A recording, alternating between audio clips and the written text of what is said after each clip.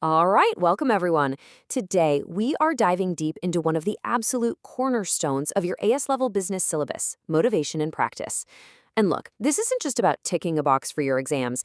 This is about understanding the human engine that powers literally every successful business on the planet. So let's get right into it. So here's our game plan. We're going to build this up logically, from the ground up. First, we'll get our heads around the big theories, the why, behind what gets people out of bed in the morning. Then, we'll immediately put that theory to the test with an exam-style activity. From there, we'll build out a manager's toolkit, looking at both money and things beyond money. And we'll wrap it all up by looking at how a giant like Google makes it all work in the real world. By the end of this, you'll have a rock-solid framework for this topic. Okay, first things first, let's start with the fundamentals. Before you can even think about how to motivate your team, you have to understand what is actually driving them on a psychological level. Getting this why right is without a doubt the essential first step to being an effective leader. So let's kick things off with David McClelland. His theory is so interesting because it says we're not just motivated by basic needs like food and safety. Instead, he argued that each of us has a unique mix of three key psychological drivers. And this blend pretty much dictates how we act and what pushes us in a work environment. As you look at these three, you can probably start to see yourself or your friends, right? You've got the achievement person who just loves a tough challenge and craves feedback. Then there's the power person who's driven by influence and status. And finally, the affiliation person. They're the ultimate team player who thrives on collaboration. Seriously, take a second and think, which one sounds most like you? For a manager, knowing this mix within their team is an absolute superpower. Now, let's switch gears a little. Victor Vroom's theory is less about our deep-seated needs and more about our conscious thought process. It's a bit more logical. It basically suggests that we're always running a mental calculation before we decide to put in effort. We're asking ourselves, if I try hard, what will happen? And is that outcome something I even want? And here are the three essential links in Vroom's chain. First, you've got valence. Basically, how much do you want the reward? If the reward isn't appealing, motivation is zero. Simple as that. Second is expectancy. Do you actually believe you can hit the target if you put in the effort? If the goal feels impossible, you won't even start. And third, instrumentality. Do you trust that the company will actually give you the reward if you succeed? The crucial thing to remember here is that if even one of these links is broken, the whole chain snaps. Motivation completely disappears. Okay, we've got the theory. Now, it's time to apply it. This activity is a perfect example of what you'll face in an exam. You get a scenario, and your job is to use the clues in what people say to figure out what's really motivating them, linking it back to the theories we just covered. So let's meet our employees. We've got Maria, who clearly values her independence. We have Asif, who's feeling a lack of achievement. And then there's Imran, who is focused on security. Every single one of these statements is a big clue pointing to their underlying motivational needs. Let's break it down. Okay, let's map this out using Maslow's hierarchy. Let's start at the bottom of the pyramid with Imran. Notice his words temporary, permanent position. That is a textbook example of someone whose safety and security needs are not being met.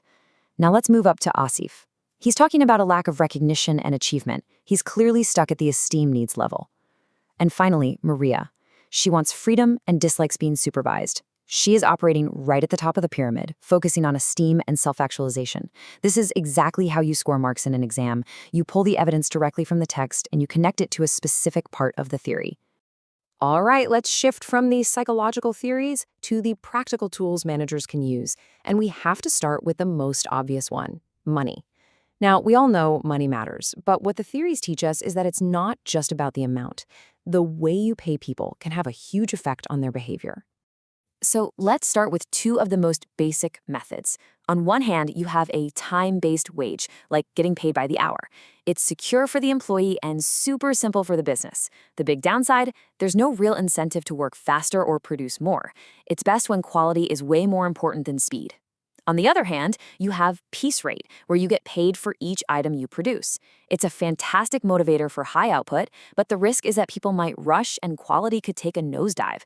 This only really works if you can easily count what each person makes. Next up, salaries and commission. A salary is that stable, predictable paycheck most office workers get. It's great for security and makes budgeting easy for the company. The problem, it's not directly linked to performance, so people can get, well, a bit complacent. It's best for jobs where you can't just count widgets, like a manager's role. Then you've got commission.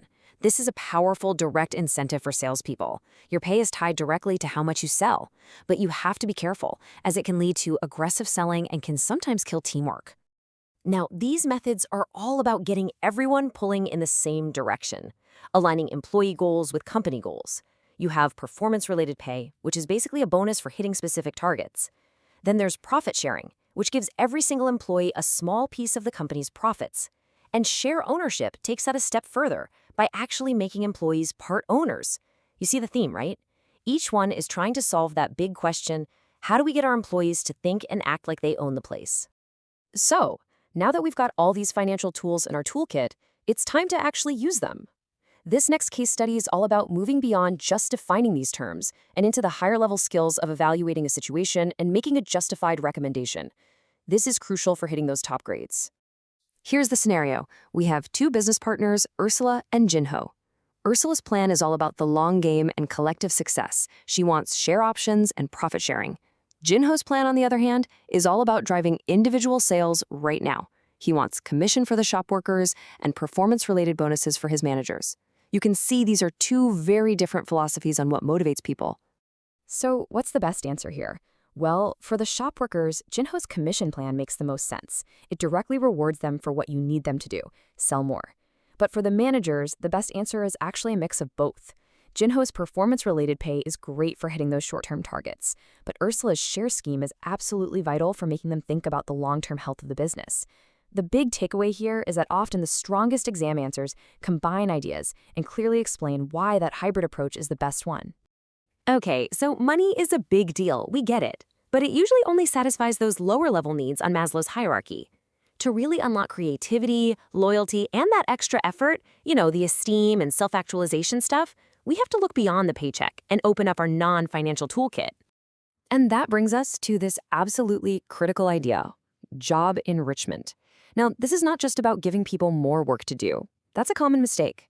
As you can see here, it's about fundamentally redesigning the job to make it more meaningful. It means giving people more variety, more autonomy, more feedback, and a real sense of ownership over their work. Now, it is so important that you know the difference between these three terms because they get mixed up all the time. Job rotation is simple. You move workers between different, easy tasks to stop them from getting bored. Job enlargement is horizontal. You just add more tasks of the same difficulty. Honestly, it can just feel like you're being given more work.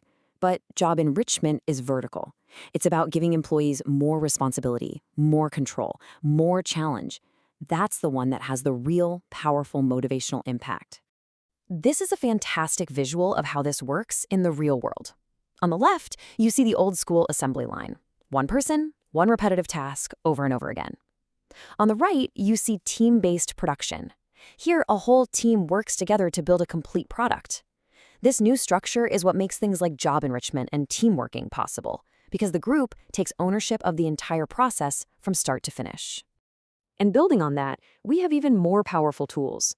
Things like team working, empowerment, and quality circles are all about giving employees more say and more control over their work.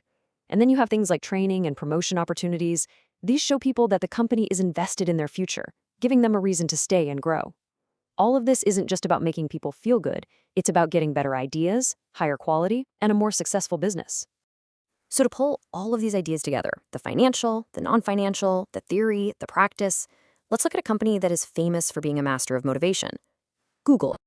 Honestly, Google's approach is like a textbook on motivational theory brought to life. They start with a strong financial foundation, really high salaries, which takes care of all those basic needs in Maslow's hierarchy. Then they layer on top incredible perks like free food, which handles security and social needs. But where the real genius lies is in their culture. The trust, the freedom, the employee participation, that's all aimed at the very top of the pyramid. Their famous 20% time where engineers can work on their own projects, that is job enrichment and empowerment on a massive scale. It is pure self-actualization. And that leaves us with one last big question for you to think about. We've seen Google's strategy, which is amazing, but also incredibly expensive. For the average business without billions of dollars, what's the best option? Thinking about everything we've covered, empowerment, teamworking, training, job enrichment, which single non-financial motivator do you think gives the most bang for your buck? It's a great question to debate and a fantastic way to revise. I really hope this deep dive has helped you get a solid grip on this topic. All the best with your studies.